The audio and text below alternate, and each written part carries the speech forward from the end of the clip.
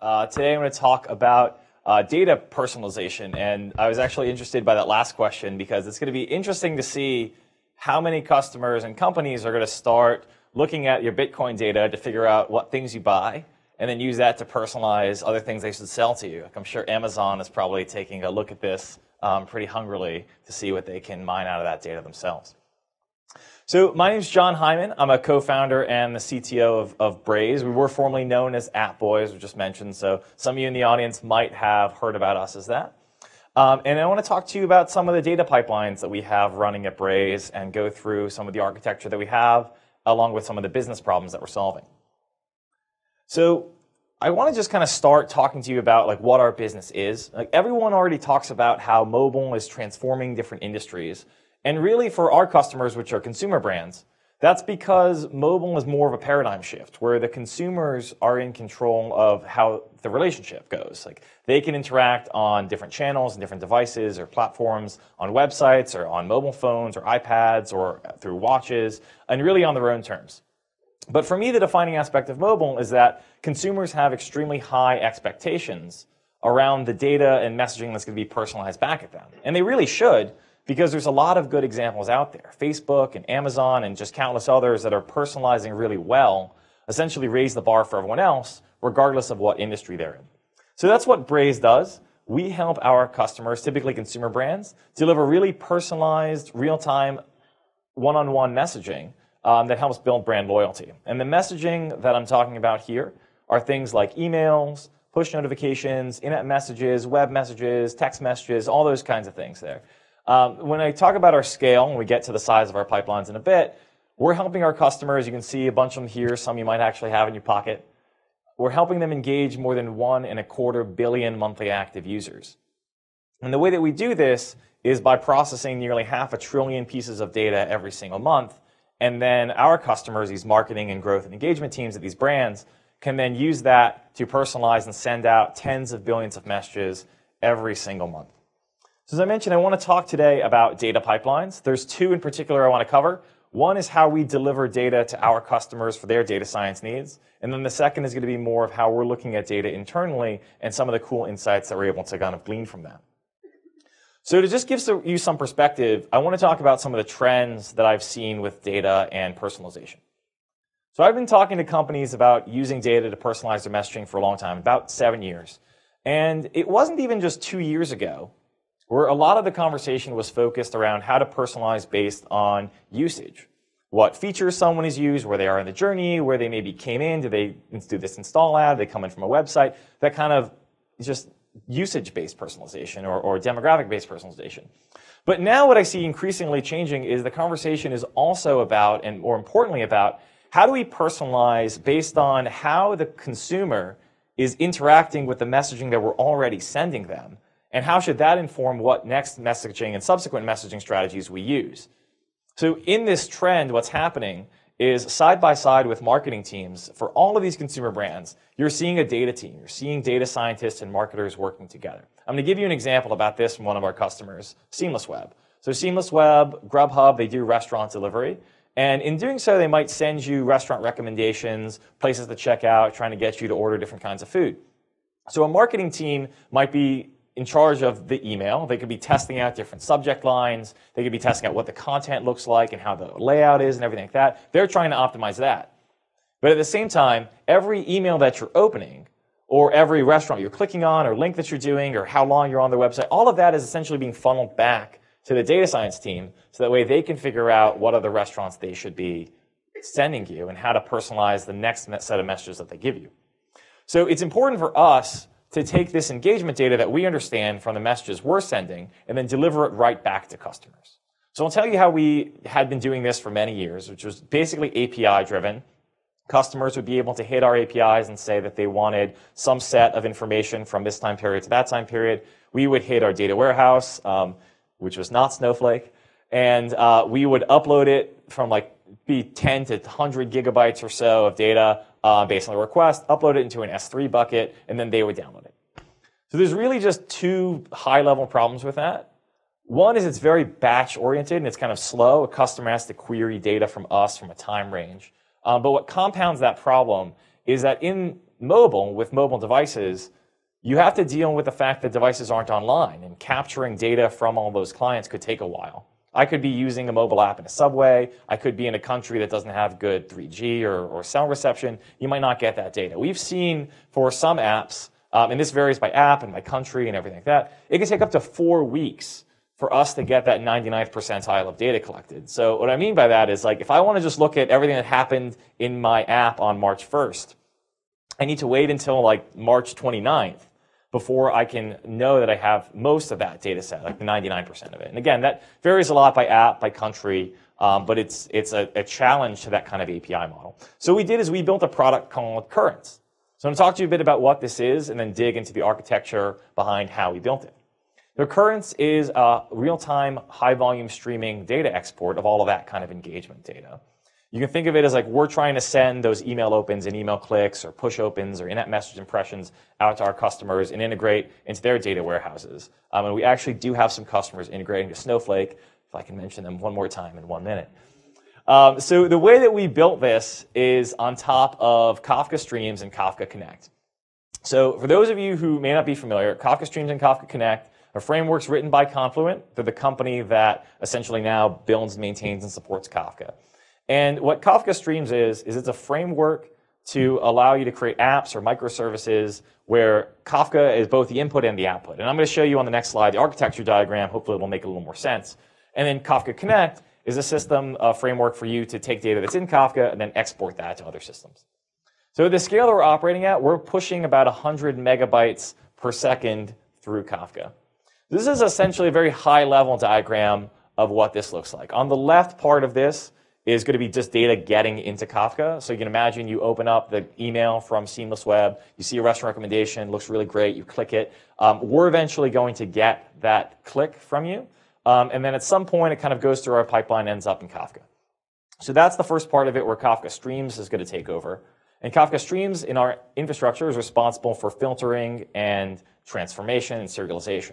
So a customer might not want some pieces of data. Some customers don't care about some events going on in their app. They don't want us to send it to them. Streams can drop that out. And then with the serialization part of it, we can look at what things we're going to be sending it to figure out how we serialize it. Is it going to be an API call? We need to put it into JSON. Or we're going to be writing out an Avro file. We're going to need to put it in some format where we can do that. And then at some point, then we put it back in Kafka. So that's what I mean by the input and the output of Kafka. It's kind of sandwiches it. And then we have Kafka Connect that does the heavy lifting. So Kafka Connect takes these events out of Kafka, batches them together to be efficient, and then actually does the downstream sending to Amplitude, Redshift, all those other kinds of things, and it handles all the responses. So we started building this in about 2016. We were pretty early adopters of Kafka Streams and Kafka Connect, and it's been running fairly well for us. I do want to kind of mention with this trend of using this engagement data, one really cool business case before I kind of go on to the next one, and that's with our customer Postmates. So for those of you who might use Postmates, what they do is they're a on-demand delivery startup where you can basically get most things you want delivered to you. They have these couriers, they call them Postmates. You can like order Magnolia cupcakes or anything like that. They can pick them up and shoot them right over to you. But they're a market, so they need both people to buy stuff and then they need couriers to be getting the stuff. So imagine that like McDonald's just came back out with Szechuan sauce and they're like, there's this big promotion for it and Postmates wants to send a marketing campaign to get people to get delivery from McDonald's. And so they might send that out. And what would happen though if everyone who gets that opens their phone up and is like, yes, please, I want it. What could happen is like they don't have enough couriers or Postmates on the road, prices go up, wait times go up. These on-demand marketplaces, similarly like Lyft, it's challenging where you need to control the amount of people who can even see your promotional materials, let alone who are acting on it. So Postmates can use this engagement data to then adjust the supply on their side. So kind of the next pipeline I want to talk about is not just the data that we get to customers, but how we're looking at our own data at Braze. So I mentioned that we're collecting and processing nearly 500 billion pieces of data every single month. That's not actually the data that I want to talk about here. I really want to talk about the data that we're generating as our product is going through and sending and delivering these messages. So ultimately, we send a lot of messages, like I said. It's more than 1 billion a day. And we have customers building sophisticated multi-channel, multi-day, multi-campaign strategies.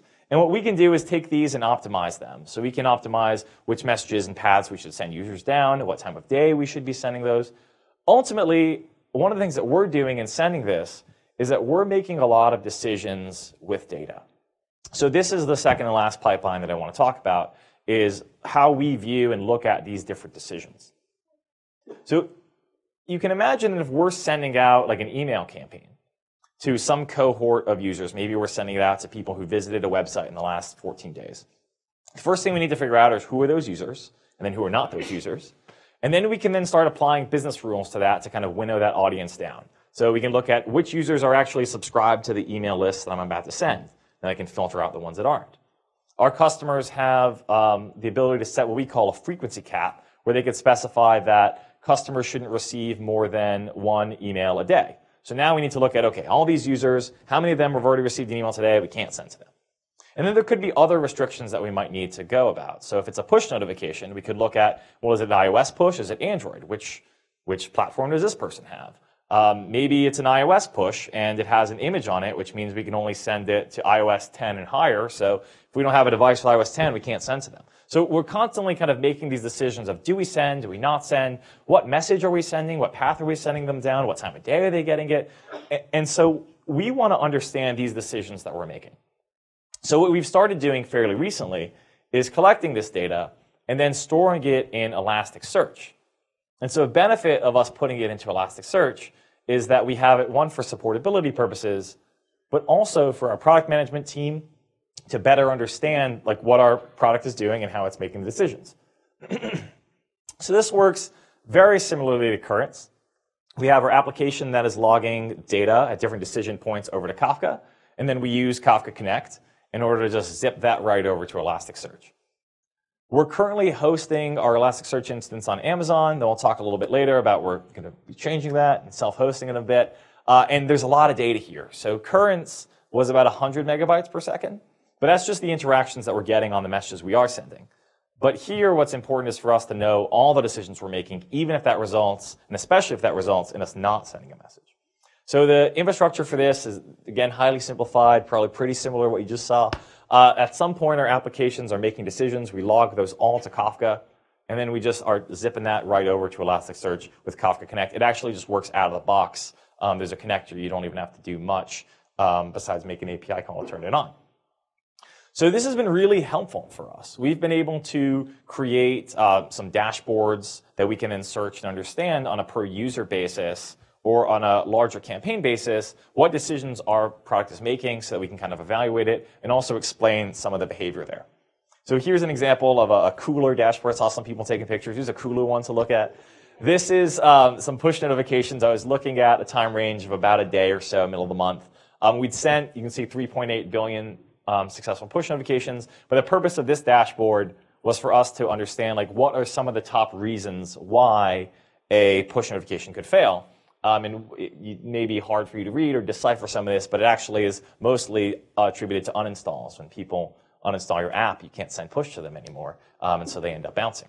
So we can use this to then hone in on perhaps campaigns that have abnormally high bounce rates or anything like that and understand what was going on at that time. It's great for us and great for our product team. So we've had a couple of scalability challenges with this so far. We're logging a lot of data. It's more than 10 terabytes a day. It's tens of billions of messages into Kafka. I mentioned that we're running on Amazon Elasticsearch. We start to see it a little bit challenging there because you can't turn all the knobs and configure it the way you kind of want. So we're likely going to be changing that and also working on how we optimize our indexes. For those of you who have ever used Elasticsearch before, you may know that that's really where the devil is when you're using that technology. But the really big outcome of doing all of this is ultimately to expose this data to our customers and let them see it. We actually want to put this data into Currents even. So that way our customers can understand the decisions that we make about why we do or don't send the messages that we decide to. So that's really all my time. I'm really looking forward to questions in a second. We are hiring, I want to say. So if you're interested for a number of different roles, check out braze.com/careers. Talk to me. We've got some tech recruiters in the back waving their hands over there. Be happy to kind of tell you more about all the exciting things we do at Braze. So thank you for that.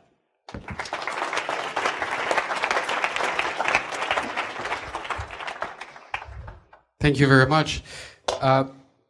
So using Kafka and Elastic, that's awesome if you have a really strong tech team. Did you guys think about this, I guess, in terms of alternatives to, for something that would be simpler, and why did you choose those? Well, so one thing I'll say is that what's been challenging for us from kind of the get-go when we add new technologies is having to do it at a large scale. So if when we first put our Kafka cluster in, I mentioned we started this in 2016 with Currents. That was actually the first use of Kafka for us.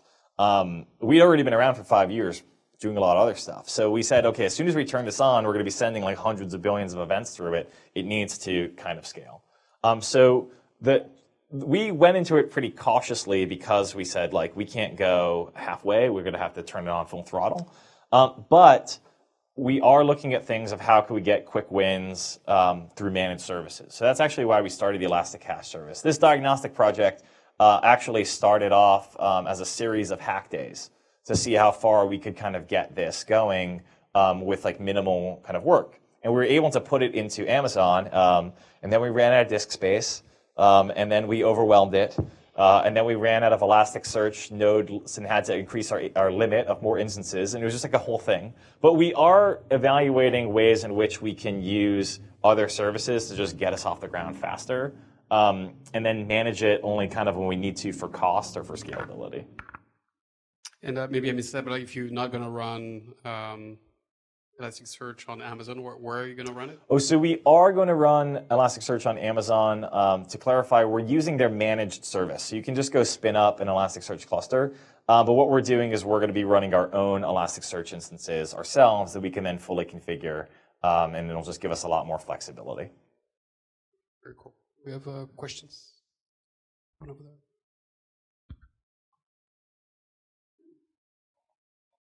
I find it really interesting how the demand from your clients have evolved from usage-based, which is very static, towards more interaction-based, which I guess is real time. Would you say that this was because basically your clients were because of basically smartphones that were driving it? Because I've been getting these questions about streaming ever since, I've been following streaming since the days of complex event processing. So I'm sort of wondering, is mobile phones and IoT finally driving it for you? So one thing I'd say is that increasing sophistication, I think, is just coming out of a byproduct of incredible competition. And so you look at even like the music streaming service, and it's like, well, competitive advantage could be your library. That may not so be the case for many services, but it could be the recommendations that you get. I mean, Netflix kind of built their moat around like having a great recommendation system. And so I think that what we see is that this kind of content recommendation concept really applies to anyone who has any kind of catalog. It's not just stores. Like, you could be e-commerce, and sure, you need to hawk different products, and so you need to show that. But if you're a music streaming app, or you're even like a meditation app, and you have a library of lessons that you want to kind of move people down, you need to figure out what content you should even be showing them. So I think really more people are becoming like, look at it as like content providers. And then you need to optimize that, because there's also so many other players in the space that it just becomes a competitive advantage of like, can you get people to be more sticky on your service by giving them a better customer experience? Hi, I'm Stefania. Nice to meet you. I was head of data science at a mobile game called QuizUp. We were a very heavy user of Appboy at that time. I would love to hear why you rebranded, first of all. And then I'm also interested in hearing that, as I understand, Firebase Analytics, the new product from Google and Firebase, they now have events automatically tracked to their customers that tracks uninstalls. So it's interesting that to hear what you're going to do about that, or if that's something that they particularly have access to, or yeah. Sure. So good to hear from a former customer. I'm sorry? Yeah, QuizUp was going to do a game show, I think, with like with a series, and then they kind of didn't work out, and it didn't work out for QuizUp. But so to talk about the rebranding, so we did used to be called Appboy. We started the company about 7 years ago, and mobile apps are really a huge part of our DNA. but mobile is really only one part of the future. So what Braze means is it's a metallurgy term to bond together with considerable strength. And that's essentially what we're trying to help our customers, consumer brands, do with their customers, ultimately these end consumers. Because when you look at like apps, like we've been doing so much more than mobile for a long time. We send email, we're on websites, we're on watches, we've had some fun integrations to Alexa or Facebook Messenger. And you think of where the future is going, you have a lot more ambient computing devices. And so we wanted a name that really represented what the world is going to be like, and also is just better representational of like the mission that we have as a company. Then with the second part of it with respect to uninstalls, I may be misunderstanding some more of the questions. We can chat later, but we do actually have the ability to learn if you uninstalled. So when we send push notifications to devices, if they bounce, we actually get a certain error code back from Google or Facebook. I'm sorry, Google or Apple that lets us know that, and so we can then do some own analytics around uninstalls and use that. Great, thank you, Jon. Thanks so much.